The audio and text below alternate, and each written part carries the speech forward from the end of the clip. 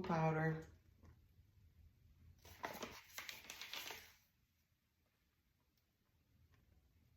Just not even really truly measuring.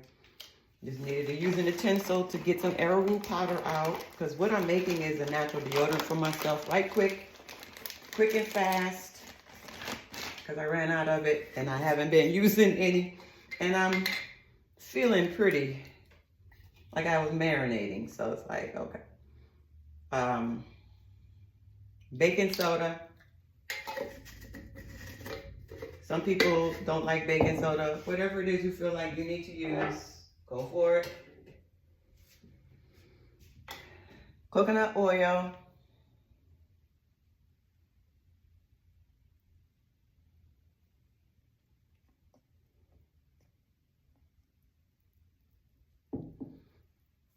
That I melted. I'll do both ways. Sometimes I'll melt it, sometimes I won't melt it. Just right now, I melted it. Simpler for me at this moment. Now, sometimes when I make this deodorant, I might have to add more coconut oil to it, being that I might have something in there a little too strong, like either too much baking soda might be in it or something like that.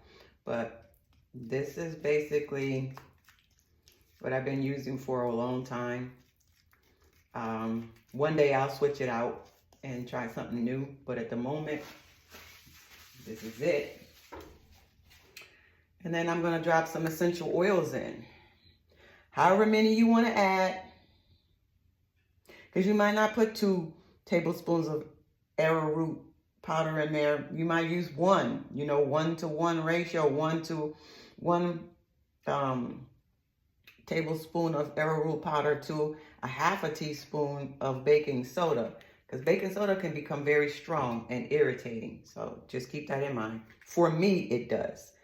What it does for somebody else might love the hell out of it, and some folks be like, nah, this stuff be burning me. And this is some lemon I'm putting in here. Lemon oil. What I first put in there was the peppermint and some geranium.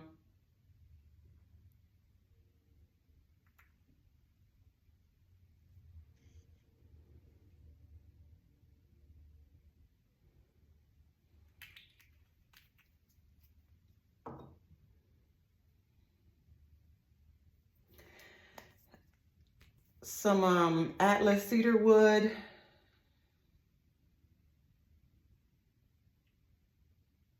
You don't have to add all these oils to it. I choose to add these oils to it.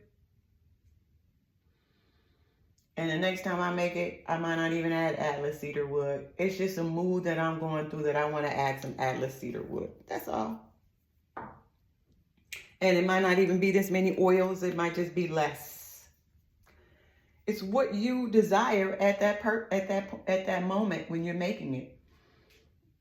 It's your intuition. You know what to add and what not to add. What you want at that time.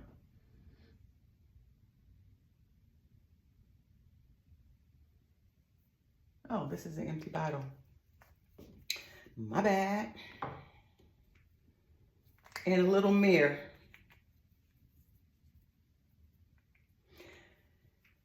And sometimes when this is made, all of a sudden something will come to me, and then they'll say, add this in here.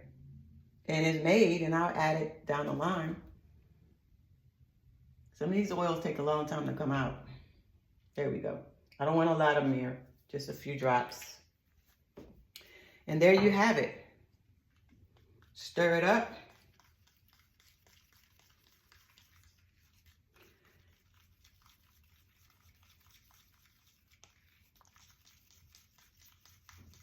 You might want it thicker. Some people want it thinner. It depends on you. But whatever, like I tell you, whatever I put out on my channel is what I do. Because I don't go by any rules and laws on what I'm doing for myself. And then just add it to your jar. I recycle jars. If they're glass and they're brown, I'm keeping them. So, and I'm just washing them out and reusing them.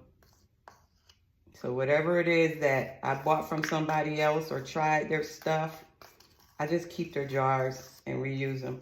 But yeah, this is my deodorant. Some people just use fresh lemon under their armpits. I found that to be sticky for me, but kudos to all of those who use fresh lemon. I think it's an amazing deodorant and it works for them. So there you have it. That's the oil. It'll solidify and become thicker because you know coconut oil just sits. And you can add whatever you want to it. Diatomaceous, bentonite clay, some people add to it. It's all what you want. I decided not to add this. Lemongrass. Let me see what it's smelling like. It smells wonderful. I think I will add a little lemongrass. Just for the heck of it. Why not?